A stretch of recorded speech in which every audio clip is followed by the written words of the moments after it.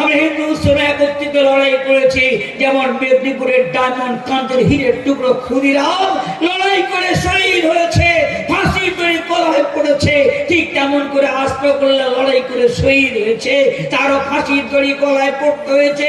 ইংরেজরা জিজ্ঞাসা করেছিল, আশফাকুল্লাহ তুমি কিছু খেতে চাও? হ্যাঁ, কি খেতে চাও? আমি ইংরেজদের খুন খেতে চাই। আশফাকুল্লাহ একটু পরেই তোমার ফাঁসি হবে, আর তুমি এত বাড়াবাড়ি, তুমি এত উত্তেজিত হচ্ছ। আশফাকুল্লাহ বলে, আমি মোমেন মুসলমান, মৃত্যুকে চুম্বন দান করি, মৃত্যুর সঙ্গে আলিঙ্গন করি, মৃত্যুকে প্যার করি, মৃত্যুকে কোনোদিন ভয় পাই না। আশফাকুল্লাহ আর তোমার কোনো বক্তব্য আছে? আশফাকুল্লাহ বলে, আমার দুটো বক্তব্য আছে।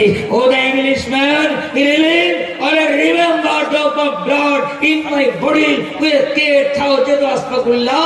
এই বেঈমান বিশ্বাসঘাতক